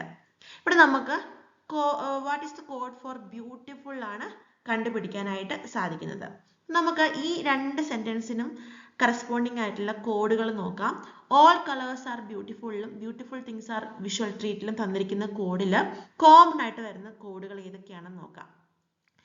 MQ WZ RX NU TL RX AR PV NU. ഇതിൽ NUവും RXും റിപ്പീറ്റിംഗ് ആയിട്ട് വന്നിട്ടുണ്ട്. പക്ഷെ ഇവിടെ ഒരു പ്രശ്നം, ഒന്നാമത്തെ സെന്റൻസിലെ ഓർഡറിലല്ല രണ്ടാമത്തെ സെന്റൻസിൽ വന്നിരിക്കുന്നത്. അപ്പോൾ അതുകൊണ്ട് തന്നെ നമുക്ക് ആറിന് കറസ്പോണ്ടിങ് ആയിട്ടുള്ള കോഡ് ഏതാണെന്നും ബ്യൂട്ടിഫുള്ളിന് കറസ്പോണ്ടിങ് ആയിട്ടുള്ള കോഡ് ഏതാണെന്നും അറിയില്ല. പക്ഷെ എങ്കിലും നമ്മൾ അറിയാവുന്ന കാര്യങ്ങൾ അങ്ങ് എഴുതി വെക്കുക. എന്നിട്ട് രണ്ടാമത്തെ സെന്റൻസിലോട്ട് പോവുക. Ram has good visual memory, all vegetables are good. അപ്പോൾ ഇവിടെ വന്നിരിക്കുന്ന 6 വീണ്ടും ഇവിടെ റിപ്പീറ്റിംഗ് ആയിട്ട് വന്നിട്ടുണ്ട് അല്ലേ. All vegetables are good. അപ്പോൾ ഇവിടുത്തെ കോഡിൽ ZX NU JL AB എന്നുള്ളതിൽ NU റിപ്പീറ്റിംഗ് ആയിട്ട് വന്നിട്ടുണ്ട്. അപ്പോൾ അതുകൊണ്ട് തന്നെ നമുക്ക് 6 റിപ്പീറ്റ് ചെയ്ത് വന്നിരിക്കുന്നതുകൊണ്ട് അവിടെ റിപ്പീറ്റിംഗ് കോഡ് NU ആയതുകൊണ്ട് തന്നെ ആറിന്റെ കോഡ് NU ആണെന്നും ബ്യൂട്ടിഫുള്ളിന്റെ കോഡ് therefore RX ആണെന്ന് നമുക്ക് കൺഫേം ചെയ്യാൻ പറ്റും. അപ്പോൾ അതുകൊണ്ട് തന്നെ 5ാമത്തെ ക്വസ്റ്റ്യനിൽ ആൻസർ B ആണ് വരുന്നത്. ഇനി അടുത്ത ടാസ്ക് വിഷ്വലിനെ കണ്ടുപിടിക്കാനാണ്. Ram has good visual memory എന്നുള്ള സെന്റൻസിൽ നിന്നും നോക്കാം. കോഡ് വിഷ്വൽ എന്നുള്ളതിനെ നമുക്ക് CE JL AR NQ FH ഇങ്ങനെയുള്ള കോഡ് ഇവിടെ കിടക്കുകയാണ്. ഓക്കെ, അപ്പൊ നമുക്ക് ഇതിനൊന്നും കറസ്പോണ്ടിങ് ആയിട്ടുള്ള കോഡ് അറിയത്തില്ല. നമുക്ക് തന്നിരിക്കുന്ന ഓപ്ഷൻസ് ഇതാണ്. NQ ഓപ്ഷനിൽ തന്നിട്ടുണ്ട്, AR ഓപ്ഷനിൽ തന്നിട്ടുണ്ട്, ZX ഓപ്ഷനിൽ തന്നിട്ടുണ്ട്, JL ഓപ്ഷനിൽ തന്നിട്ടുണ്ട്. ഇതിൽ നമുക്ക് ചെയ്യാൻ പറ്റുന്ന കാര്യം, ഈ 2 സെന്റൻസിൽ ഗുഡ് എന്ന് പറയുന്ന ഒരു കാര്യം റിപ്പീറ്റിംഗ് ആയിട്ട് വന്നിട്ടുണ്ട്. ഗുഡ് എന്ന് പറയുന്ന ഒരു ഓപ്ഷൻ റിപ്പീറ്റിംഗ് ആയിട്ട് വന്നിട്ടുണ്ട്. അപ്പോൾ ആ കോഡിൽ നിന്ന് നമുക്ക് ഇവിടെ മോസ്റ്റ് റിപ്പീറ്റിംഗ് ആയിട്ടുള്ള മറ്റൊരു കോഡാണ് JL എന്ന് പറയുന്നത്. അപ്പോൾ ഈ ഗുഡ് എന്ന് പറയുന്ന ആ ഒരു വേർഡിന് കറസ്പോണ്ടിങ് ആയിട്ടുള്ള കോഡാണ് JL എന്ന് നമുക്ക് ഇവിടെ കൺഫേം ചെയ്തെടുക്കാനായിട്ട് പറ്റും. അപ്പോൾ അങ്ങനെ നമുക്ക് ഈ ഓപ്ഷൻസിൽ നിന്നും JL മായ്ച്ചു കളയാനായിട്ട് പറ്റും. പിന്നെ വിഷ്വലിൽ തന്നിരിക്കുന്ന സെന്റൻസിൽ ZX ഇവിടെ എവിടെയും ഇല്ലാത്തത് കൊണ്ട് ഈ ZXും അല്ല ആൻസർ എന്ന് നമുക്ക് കൺഫേം ചെയ്യാൻ പറ്റും. പിന്നെ ഇനി മിച്ചമുള്ളത് NQവും ARും ആണ്. ശ്രദ്ധിക്കേണ്ട കാര്യം, ഈ വിഷ്വൽ എന്ന് പറയുന്ന വേർഡ് ഈ 2 സെന്റൻസിലും അല്ലാതെ മുകളിൽ തന്നിരിക്കുന്ന സെന്റൻസിൽ റിപ്പീറ്റ് ചെയ്ത് വന്നിട്ടുണ്ട്. വിഷ്വൽ എന്ന് പറയുന്ന കോഡ് ഇവിടെ തന്നിരിക്കുന്ന NQയിലും ARലും ഇവിടുത്തെ കോഡിൽ ARും റിപ്പീറ്റിംഗ് ആയിട്ട് വന്നിട്ടുണ്ട്. അപ്പോൾ NQ അല്ല AR ആണ് ഇന്ന് നമുക്കിവിടെ കൺഫേം ചെയ്യാനായിട്ട് പറ്റും. ഇങ്ങനെയുള്ള കോഡ് ക്വസ്റ്റ്യൻ വലിയ ഡീറ്റെയിൽ ആയിട്ട് തരുമ്പോൾ റിപ്പീറ്റിംഗ് ആയിട്ടുള്ള വേർഡ്സ് കണ്ടെത്തി അതിൻ്റെ കോഡ് കണ്ടെത്തി റിപ്പീറ്റിംഗ് ആയിട്ട് വന്ന കോഡുകൾ ഒറ്റപ്പെടുത്തി അങ്ങനെയാണ് നമുക്ക് ആൻസർ കണ്ടെത്താനായിട്ട് സാധിക്കുന്നത്. അപ്പോൾ ഈ ഒരു ക്വസ്റ്റ്യൻ്റെ ആൻസർ നമുക്ക് വിഷ്വലിനെ AR ആണെന്ന് കണ്ടെത്താനായിട്ട് സാധിക്കുന്നു. അപ്പോൾ എന്താണെന്ന് വെച്ചിട്ടുണ്ടെങ്കിൽ ഇങ്ങനെയുള്ള ക്വസ്റ്റ്യൻ ആൻസർ കിട്ടും, ടൈം കൺസ്യൂമിംഗ് ആണ് ആൻസർ കണ്ടെത്താനായിട്ട്. അപ്പോൾ നിങ്ങൾ പെട്ടെന്ന് ഇതുപോലെ റിപ്പീറ്റിംഗ് ആയിട്ടുള്ളതും ഒക്കെ നോട്ട് ചെയ്ത് ആൻസറിലേക്ക് വരാനായിട്ട് ശ്രദ്ധിക്കുക. നമുക്ക് തെറ്റിപ്പോവാണ്ട് ആൻസർ ചെയ്യാൻ പറ്റുന്ന ക്വസ്റ്റ്യൻ ആണ്. അതുകൊണ്ട് തന്നെ ഇത്തരത്തിലുള്ള ക്വസ്റ്റ്യൻ മസ്റ്റ് ആയിട്ട് നിങ്ങൾ അറ്റൻഡ് ചെയ്യേണ്ടതായിട്ട് ഉണ്ട്. ഇനി നമ്മൾ നോക്കാനായിട്ട് പോകുന്നത് നമ്മൾ BEd ടോപ്പിക്സുകളൊക്കെയാണ് കേട്ടോ. അപ്പോൾ യൂണിറ്റ് 4, 5, 6 സ്പ്രെഡ് ചെയ്തിരിക്കുകയാണ്. Philosophy, psychology, teaching aptitude, research, ICT എന്നിവയൊക്കെ. അപ്പം അതിൽ പ്രധാനപ്പെട്ട ഓർത്തിരിക്കേണ്ട കാര്യങ്ങളാണ് നോക്കുന്നത്.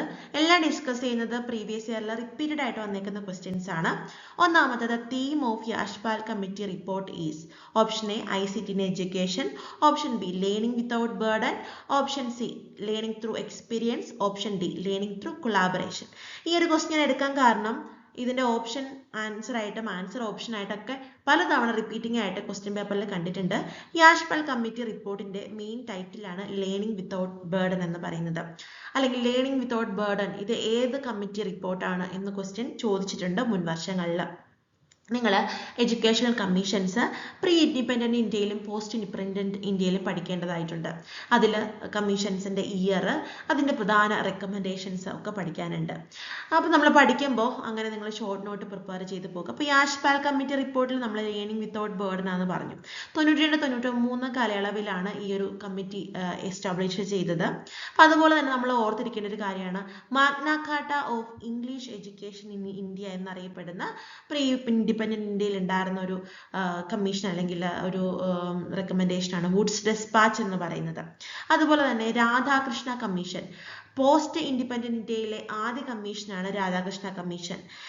UGC എസ്റ്റാബ്ലിഷ്മെന്റിന് ഏറ്റവും കൂടുതൽ റെക്കമെൻഡ് ചെയ്ത, അല്ലെങ്കിൽ രാധാകൃഷ്ണ കമ്മീഷന്റെ റെക്കമെൻഡേഷനിലാണ് UGC എസ്റ്റാബ്ലിഷ് ചെയ്തത് എന്ന് പറയാനായിട്ട് സാധിക്കും. അതുപോലെ തന്നെ ചാർട്ടർ ആക്ട് പഠിക്കും. എന്നാൽ അത് 1813 ചാർട്ടർ ആക്ട് വന്നത്. ഡൗൺവേർഡ് ഫിൽട്രേഷൻ തിയറി ആണ് ഇതിന്റെ മെയിൻ ഹൈലൈറ്റ്. അതുപോലെ തന്നെ ഓറിയന്റലിസ്റ്റ് ആംഗ്ലിസിസ്റ്റ് ഡിബേറ്റ് ഒക്കെ നടന്നത് ഈ ഒരു അതൊക്കെ ചർച്ച ചെയ്യപ്പെട്ടത് ഈ ഒരു റെക്കമെൻഡേഷൻ അല്ലെങ്കിൽ ചാർട്ടർ ആക്ടുമായി റിലേറ്റഡ് ആണ്. അപ്പൊ ഇങ്ങനെ ആക്ടുകൾ അല്ലെങ്കിൽ കമ്മീഷൻസ് അതിന്റെ പോളിസീസ് ഒക്കെ നമ്മൾ പഠിക്കാനായിട്ടുണ്ട്. ഫോർ എക്സാമ്പിൾ പറയുകയാണെങ്കിൽ നമ്മൾ 3 ലാംഗ്വേജ് ഫോമിൽ ആര് കൊണ്ടുവന്നു, അല്ലെങ്കിൽ ഇന്ത്യൻ എഡ്യൂക്കേഷൻ കമ്മീഷൻ എന്നറിയപ്പെടുന്നത് ആര്, ഇങ്ങനെയൊക്കെയുള്ള ക്വസ്റ്റ്യൻസ് ചോദിക്കാൻ ചാൻസ് ഉണ്ട്. അപ്പോൾ കമ്മീഷൻസും അതിന്റെ പോളിസീസും പഠിക്കണം. ഈ തന്നിരിക്കുന്ന കാര്യങ്ങൾ നിങ്ങൾ മസ്റ്റ് ആയിട്ട് പഠിക്കേണ്ടതായിട്ട് ഉണ്ട്. Yashpal committee report, learning without burden, Magna Carta of English education in India, Wood's despatch, Radhakrishna commission ആണ് UGC എസ്റ്റാബ്ലിഷ് ചെയ്യാൻ മെയിൻ റെക്കമെൻഡേഷൻ കൊടുത്തത്. ചാർട്ടർ ആക്ടിന്റെ മെയിൻ ഒരു ഫീച്ചറാണ് ഡൗൺവേർഡ് ഫിൽട്രേഷൻ തിയറി. ഇതൊക്കെ റിപ്പീറ്റഡ് ആയിട്ട് ക്വസ്റ്റ്യൻ പേപ്പറിൽ കണ്ടിട്ടുള്ള ക്വസ്റ്റ്യൻസ് ആണ്. ആയിട്ട് നമ്മൾ ICT റിലേറ്റഡ് അല്ലെങ്കിൽ എഡ്യൂക്കേഷൻ റിലേറ്റഡ് ആയിട്ടുള്ള ടെക്നോളജി റിലേറ്റഡ് ആയിട്ടുള്ള അല്ലെങ്കിൽ IT റിലേറ്റഡ് ആയിട്ടുള്ള എന്തെങ്കിലും ഇംപ്ലിമെന്റ്സ്, പുതിയ ലോഞ്ചിങ്സ്, പുതിയ പ്ലാറ്റ്ഫോംസ്, ഇതൊക്കെ നമുക്ക് ക്വസ്റ്റ്യൻ ചോദിക്കാറുണ്ട്. അപ്പോൾ അതിൽ മൂക്ക്, ഫോഴ്സ്, സ്വയം, പിന്നെ എന്താ പറയുക ഇൻഫ്ലിപ്നെറ്റ്, അങ്ങനെയൊക്കെ എഡ്യൂക്കേഷൻ റിലേറ്റഡ് ആയിട്ടുള്ള ടെക്നോളജി ആൻഡ് കമ്മ്യൂണിക്കേഷൻ റിലേറ്റഡ് ആയിട്ടുള്ള ക്വസ്റ്റ്യൻസ് എപ്പോഴും ചോദിക്കാറുണ്ട്. അപ്പോൾ അതിൽ റിപ്പീറ്റഡ് ആയിട്ട് വന്നേക്കുന്നതാണ് എക്സ്പാൻഷൻ ഓഫ് സ്വയം. ഇത് ഈ തൊട്ട് മുന്നത്തെ സെറ്റ് എക്സാമിലും ചോദിച്ചിട്ടുണ്ട്. നമ്മളിത് പലതവണ കോച്ചിങ്ങിനൊക്കെ എല്ലാ തവണ നമ്മൾ കൊടുക്കുന്ന നോട്ടുകളിൽ ഒന്നാണ് സ്വയം. അത് എൻ്റെ ഫുൾ ഫോമും ചോദിക്കാറുണ്ട്, അത് ആര് ലോഞ്ച് ചെയ്തു, അങ്ങനെയുള്ള കാര്യങ്ങളൊക്കെ ചോദിക്കാറുണ്ട്. സ്വയം അതിന്റെ ഫുൾ ഫോം ആണ് study webs of active learning four young aspiring minds എന്നുള്ളതാണ് അതിന്റെ full form. It is developed by Ministry of Education, നമ്മുടെ പണ്ടത്തെ MHRD, and NPTEL, IIT Madras with the help of Google INC and Persistent Systems Limited. അപ്പോൾ ഇതിന്റെ full ഫോമും അതുപോലെ തന്നെ ഇത് ആര് ലോഞ്ച് ചെയ്തു എന്നുള്ള കാര്യവും ഓർത്തിരിക്കുക. അപ്പം ഇങ്ങനെയുള്ള മൂക്ക്, ഫോഴ്സ്, അതുപോലെ ഇൻഫ്ലിപ്നെറ്റ്, പിന്നെ അതുപോലെ തന്നെ ടെക്നോ കമ്മ്യൂണിക്കേഷൻ റിലേറ്റഡ് ആയിട്ടുള്ള എഡ്യൂസാറ്റ്, അതൊക്കെ ക്വസ്റ്റ്യൻസിൽ റിപ്പീറ്റഡ് ആയിട്ട് വരാറുണ്ട്. അപ്പോൾ ഇങ്ങനെയുള്ള ക്വസ്റ്റ്യൻസ് നിങ്ങൾ മസ്റ്റ് ആയിട്ട് പഠിച്ചിരിക്കുക. നമുക്ക് പഠിക്കേണ്ടതാണ് ഈ പ്രോഗ്രാംസ് ഫോർ യൂണിവേഴ്സലൈസേഷൻ ഓഫ് എഡ്യൂക്കേഷനും institutions for education at national and state ലെവലും. അപ്പോൾ അതിൽ നിന്നൊരു ക്വസ്റ്റ്യൻ ആണ്, an autonomous organisation which emphasises planning, management and capacity building in educational policy through research, training, consultancy and dissemination. അപ്പോൾ ഇവിടെ തന്നിരിക്കുന്ന ക്വസ്റ്റ്യൻ്റെ answer autonomous organisation which emphasises planning, management, ആ രീതിക്കാണ് തന്നിരിക്കുന്നത്. അപ്പോൾ ഓട്ടോണോമസ് ഓർഗനൈസേഷൻ എന്ന് പറയുമ്പോൾ നമുക്ക് NUEP, NACO ഒക്കെ കൺഫ്യൂഷൻ വരും. ഇവിടെ പ്ലാനിംഗ് ആൻഡ് മാനേജ്മെന്റ് ചെയ്യുന്ന ഇൻസ്റ്റിറ്റ്യൂഷൻ NUEP ആണ് വരുന്നത്. അപ്പം നിങ്ങൾ ഇങ്ങനെയുള്ള പ്രോഗ്രാംസിന് അല്ലെങ്കിൽ ഇൻസ്റ്റിറ്റ്യൂഷൻസിനെ പറ്റി പഠിക്കുമ്പോൾ അതിന്റെ ഫുൾ ഫോം, എസ്റ്റാബ്ലിഷ്ഡ് ഇയർ, ഇത് ആര് റെക്കമെൻഡ് ചെയ്തു, ഇതിന്റെ മെയിൻ റെക്കമെൻഡേഷൻ ഹൈലൈറ്റ്സ് എന്തൊക്കെയാണെന്നൊക്കെ പഠിക്കണം. ഇപ്പം NAC ആണെന്നുണ്ടെങ്കിൽ 94 UGC റെക്കമെൻഡ് ചെയ്താണ് NAC വന്നത്. യൂണിവേഴ്സിറ്റീസിലും കോളേജസിലൊക്കെ എന്താണ് അക്രഡിറ്റേഷനും അസസ്മെന്റും ഒക്കെ നടത്തുന്നതിന് വേണ്ടിയിട്ടാണ് മെയിൻ ഡ്യൂട്ടി വരുന്നത്. NCTA ആണെങ്കിൽ ടീച്ചേഴ്സ് ട്രെയിനിങ് ആണ്. അതിന് വേണ്ടിയിട്ടുള്ള norms, standards, guide lines, policies ഒക്കെ കൊടുക്കുകയാണ്. NCERT ആണെന്ന് വെച്ചിട്ടുണ്ടെങ്കിൽ MHRDയുമായിട്ട് റിലേറ്റ് ചെയ്ത് നിന്നുകൊണ്ട് തന്നെ educational field, technical support, academic support ഒക്കെ നൽകുക, ടെക്സ്റ്റ് ബുക്ക് പ്രിപ്പറേഷൻ, ഇതൊക്കെയാണ് NCERT വരുന്നത്. അതുപോലെ തന്നെ NCERT ഒക്കെ നമ്മൾ പഠിക്കുമ്പോൾ പുതിയതായിട്ട് ടെക്സ്റ്റ് ബുക്കുകളിലൊക്കെ വന്നിരിക്കുന്ന മാറ്റങ്ങൾ, ഇതൊക്കെ റിലേറ്റ് ചെയ്ത് ക്വസ്റ്റ്യൻസ് ചോദിക്കാൻ ചാൻസ് ഉണ്ട്. അപ്പോൾ ഇങ്ങനെയുള്ള പ്രോഗ്രാംസിനെ പറ്റിയും അതിൻ്റെ ഫുൾ ഫോമും കാര്യങ്ങളൊക്കെ നിങ്ങൾ പഠിക്കണം. സെറ്റിന്റെ സിലബസിൽ യൂണിറ്റ് 6 കമ്മ്യൂണിക്കേഷൻ ആൻഡ് റിസർച്ച് ഉണ്ട്. കമ്മ്യൂണിക്കേഷന്റെ സിലബസിൽ കമ്മ്യൂണിക്കേഷൻ സൈക്കിൾ എടുത്ത് പറഞ്ഞിരിക്കുന്ന ഒരു കാര്യമാണ്. അപ്പോൾ കമ്മ്യൂണിക്കേഷൻ പ്രോസസ്സ് നടക്കുന്ന സൈക്കിൾ ഇങ്ങനെയാണ്: sender, encoding, message, channel, receiver, decoding, ഇങ്ങനെയുള്ളൊരു പ്രോസസ്സിലാണ് നമുക്ക് കമ്മ്യൂണിക്കേഷൻ നടക്കുന്നത് എന്നാണ് പറയുന്നത്. അപ്പോൾ ഈ ഒരു ഓർഡർ, ഇത് നിങ്ങൾക്ക് പല പേരിലും ചോദിക്കാൻ ചാൻസ് ഉണ്ടെങ്കിലും മെയിൻ ഓർഡർ ഇതാണ്. നിങ്ങളിത് മസ്റ്റായിട്ട് പഠിച്ചിരിക്കണം. ഉറപ്പായിട്ടും കമ്മ്യൂണിക്കേഷൻ സൈക്കിൾ ചോദിക്കാൻ ചാൻസ് ഉള്ളൊരു ക്വസ്റ്റ്യൻ ആണ്. സെക്കൻഡ് സിലബസിൽ ക്വസ്റ്റ്യൻ ചോദിക്കുമ്പോൾ സൈക്കോളജിയിൽ നിന്നും 10 to 12 ക്വസ്റ്റ്യൻസ് വരെ ചോദിച്ചു കാണാറുണ്ട്. അതിൽ കൂടുതലും ചോദിച്ച വർഷങ്ങളുണ്ട്. അതിൽ പ്രധാനപ്പെട്ടതാണ് സൈക്കോളജിസ്റ്റുകളും അതിൻ്റെ കോൺട്രിബ്യൂഷൻസും. ഇവിടെ തന്നിരിക്കുന്നത് mastery learning concept is the contribution of which psychologist എന്നാണ്. ബെഞ്ചമിൻ എസ് ബ്ലൂം ആണ് ആൻസർ വരുന്നത്. അദ്ദേഹത്തിൻ്റെ തന്നെയാണ്. നമുക്ക് ടാക്സോണമിയും പഠിക്കാനുണ്ട്. ഓപ്ഷൻസിൽ തന്നിരിക്കുന്ന മറ്റാൾക്കാർ: Carl Roger, Stanley Hall, Abraham Maslow.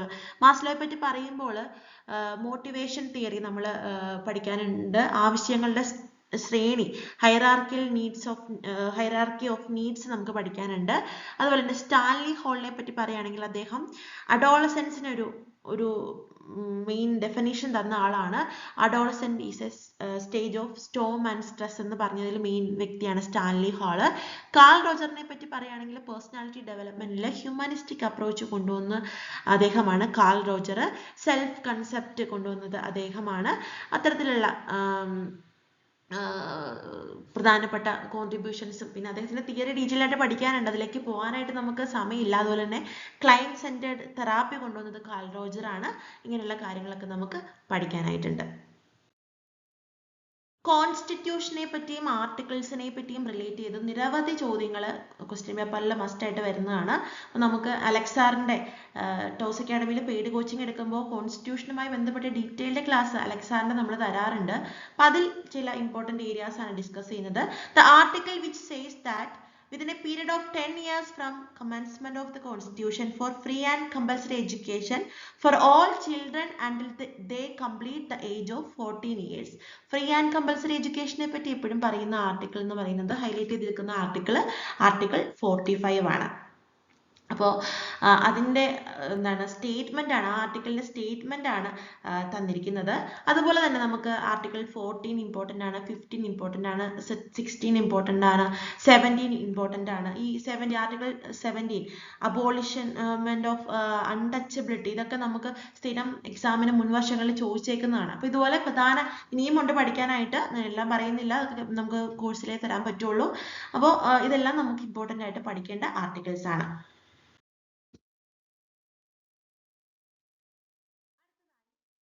Schools of philosophy in India സിലബസിൽ എടുത്തു വരുന്ന ടോപ്പിക്കാണ്. 6 സ്കൂൾസ് ഓഫ് ഫിലോസഫി ഇൻ ഇന്ത്യയിൽ 6 സ്കൂൾസ് ആണുള്ളത്. ന്യായ, വൈശേഷിക, മീമാംസ, വേദാന്ത, സാംഖ്യ, യോഗ. തന്നിരിക്കുന്ന ക്വസ്റ്റ്യനിൽ the philosophical system which postulates that everything in reality stems from പുരുഷ ആൻഡ് പ്രകൃതി എന്നാണ് ക്വസ്റ്റ്യൻ ചോദിച്ചിരിക്കുന്നത്. പുരുഷ, പ്രകൃതി എന്നിങ്ങനെയുള്ള 2 കൺസെപ്റ്റുകൾ കൊണ്ടുവന്നിരിക്കുന്നത് സാംഖ്യ ഫിലോസഫിയാണ്. അതുപോലെ മറ്റ് ഫിലോസഫിയുടെ പ്രത്യേകത: Nyaya, school of logic, argumentation and discussion. Vaisheshika, atomist school. 2024 ജനുവരിയിൽ വന്നിരിക്കുന്ന ക്വസ്റ്റ്യൻസ് ആണ്. ആറ്റോമിസ്റ്റ് സ്കൂൾ എന്നറിയപ്പെടുന്നത് ആര്? Mimamsa, critical interpretation of Vedas. Vedanta, essence of Vedas. And Yoga, meditation and contemplation. അപ്പോൾ ഇങ്ങനെ നമുക്ക് സ്കൂൾസ് ഓഫ് ഫിലോസഫി, അത് ഇന്ത്യൻ സ്കൂൾസിൽ നിന്നും വെസ്റ്റേൺ സ്കൂൾസിൽ നിന്നും, വെസ്റ്റേൺ സ്കൂൾസ് എന്ന് പറയുമ്പോൾ അതിൽ പെടുന്നതാണ് ഐഡിയലിസം, നാച്ചുറലിസം, പ്രാഗ്മാറ്റിസം ഒക്കെ. അപ്പോൾ ഇങ്ങനെയുള്ള ക്വസ്റ്റ്യൻസ് ചോദിക്കാറുണ്ട്. അപ്പോൾ എക്സാമിന് ക്വസ്റ്റ്യൻസ് എങ്ങനെയും ചോദിക്കാം. നിങ്ങൾക്ക് ഈ ക്ലാസ്സിലൂടെ എങ്ങനെ പഠിക്കണം എന്നുള്ളൊരു ഐഡിയ കിട്ടിയിട്ടുണ്ട്. നമ്മൾ വലിച്ചു വാരി പഠിച്ചിട്ട് കാര്യമില്ല. ഇതുപോലെ ക്വസ്റ്റ്യൻസ് വെച്ചിട്ട് നമുക്ക് പോയിന്റ്സ് കളക്ട് ചെയ്ത് വേണം പഠിക്കാനായിട്ട്. അക്കാഡമിയിലെ കോച്ചിങ്ങിനൊക്കെ വരികയാണെന്നുണ്ടെങ്കിൽ ജനറൽ പേപ്പറും സബ്ജക്റ്റ് പേപ്പറും ഇതുപോലെ നമ്മൾ റെഫർ ചെയ്തിട്ടുള്ള നോട്ട്സ് ഒക്കെയാണ് നിങ്ങൾക്ക് തരുന്നത്. അപ്പോൾ ഈ ഒരു ക്ലാസ്സിൽ നിന്ന് തീർച്ചയായിട്ടും നിങ്ങൾക്ക് എക്സാമിന് ക്വസ്റ്റ്യൻസ് ഉണ്ടാകും. അടുത്തത് അലക്സാറിന്റെ ക്ലാസ് ആണ്. ആ ക്ലാസ്സിൽ നിന്നും മസ്റ്റായിട്ട് ക്വസ്റ്റ്യൻസ് ഉണ്ടാകും. പഠിക്കാം കേട്ടോ. ഹലോ ഡിയർ ഫ്രണ്ട്സ്, അപ്പോൾ അടുത്തതായിട്ട് നമ്മൾ ജനറൽ നോളജ് GK സെക്ഷനുമായിട്ട് ബന്ധപ്പെട്ട് ഇമ്പോർട്ടൻ്റ് ആയിട്ട് നമ്മുടെ സെറ്റ് എക്സാമിന് ചോദിച്ച് കണ്ടിട്ടുള്ള ചില ക്വസ്റ്റ്യൻസ് ആണ് ഡിസ്കസ് ചെയ്യുന്നത്. ഒരു 3-4 ക്വസ്റ്റ്യൻസ് നമ്മൾ നോക്കുന്നുള്ളൂ. ഓക്കെ, അപ്പോൾ ആദ്യമായിട്ട് the dynasty which does not belong to Delhi sultanate. അപ്പോൾ ഈ ഡൽഹി സുൽത്താനേറ്റുമായിട്ട് ബന്ധപ്പെട്ട ചോദ്യങ്ങൾ എല്ലാ പരീക്ഷകൾക്കും തന്നെ ചോദിക്കാറുണ്ട്. അതുകൊണ്ട് നമുക്ക് പെട്ടെന്ന് ഓർത്തിരിക്കുകയും പഠിക്കുകയും ചെയ്യാവുന്ന ഒരു പോർഷൻ കൂടെയാണ്. അതുകൊണ്ട് നമ്മൾ ജസ്റ്റ് ഇതൊന്ന് നോക്കിയിട്ട് പോവുക. എപ്പോഴും എക്സാമിന് പോകുമ്പോൾ ഈ ഒരു സെക്ഷൻ ഒന്ന് നോക്കിയിട്ട് പോവുക കേട്ടോ. ഓക്കെ, അപ്പൊ ഇതിനകത്ത് ചോദ്യം വന്നിരിക്കുന്നത് the dynasty which does not belong to Delhi sultanate. Delhi സുൽത്താനേറ്റുമായിട്ട് ബന്ധമില്ലാത്ത ആ ഒരു ഡൈനാസ്റ്റി അല്ലെങ്കിൽ ആ ഒരു രാജവംശം ഏതാണെന്നുള്ളതാണ് ചോദ്യം. നമുക്ക് ഓപ്ഷനിൽ Sayyid dynasty, Mughal dynasty, Khalji dynasty, Tughlaq dynasty, അങ്ങനെ 4 ഓപ്ഷൻസ് തന്നിട്ടുണ്ട്.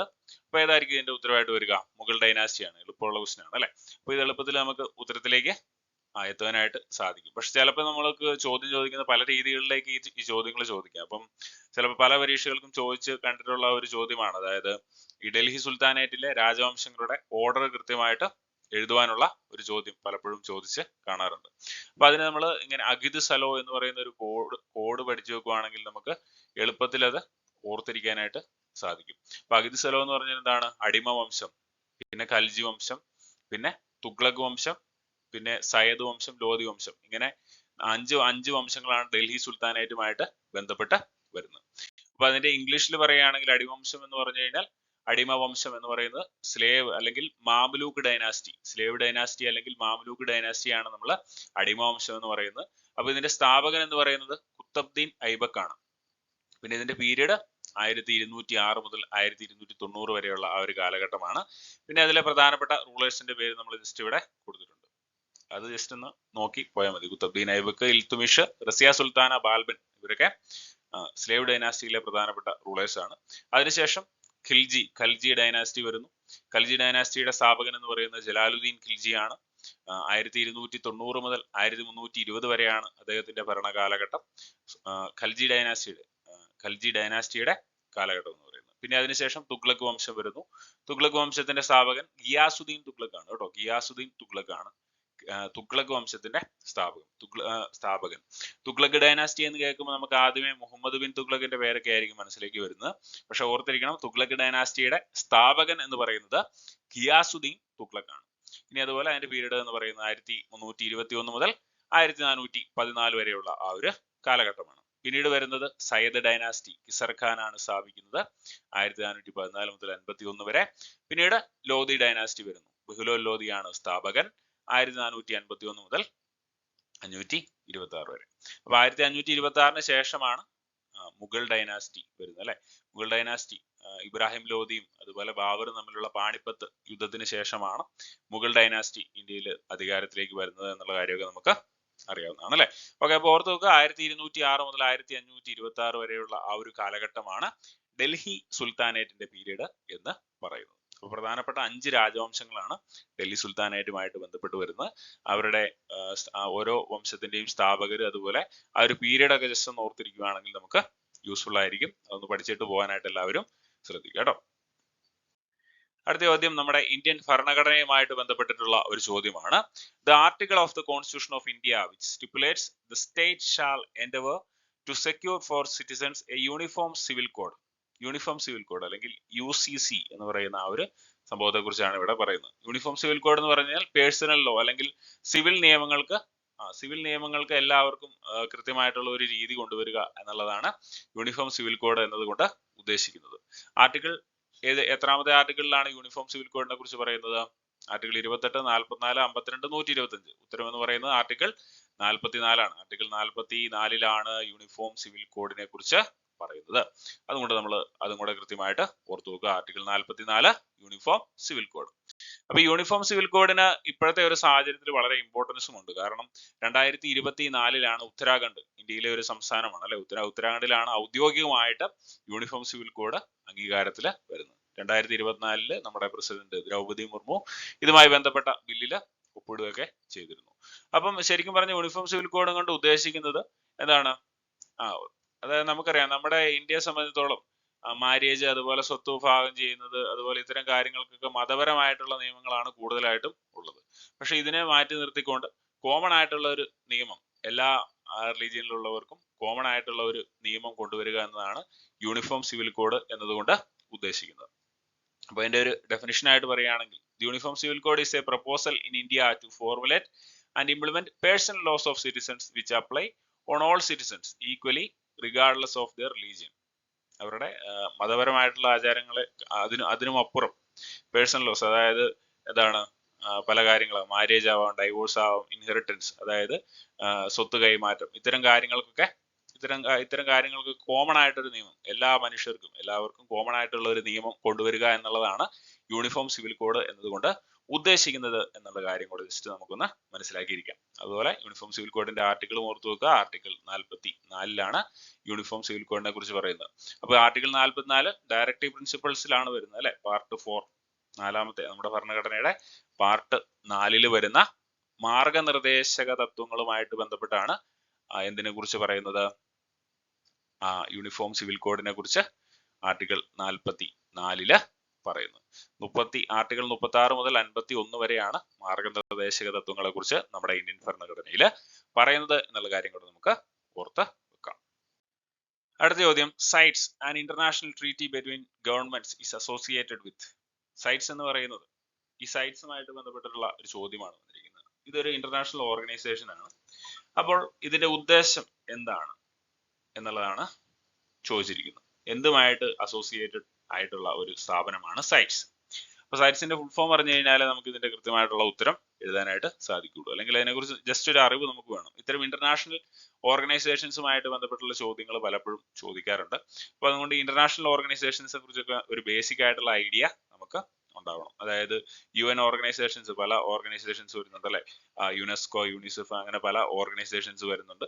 അപ്പൊ ഇതുമായിട്ട് ബന്ധപ്പെട്ടിട്ടുള്ള ഇമ്പോർട്ടന്റ് ആയിട്ടുള്ള കാര്യങ്ങൾ, അവ എന്തുമായിട്ട് ബന്ധപ്പെട്ടിരിക്കുന്നു, ഏത് വർഷത്തിലാണ് നിലവിൽ വന്നത്, ഇത്തരം കാര്യങ്ങളൊക്കെ നമ്മളൊന്ന് പരീക്ഷയ്ക്ക് മുന്നേ നോക്കിയിട്ട് പോകുന്നത് നല്ലതായിരിക്കും. അപ്പോൾ ഈ സൈറ്റ്സിലേക്ക് വരികയാണെങ്കിൽ ഇതിന്റെ ഫുൾ ഫോം എന്ന് പറയുന്നത് the convention on international trade in endangered species of wild ഫോണ ആൻഡ് ഫ്ലോറ.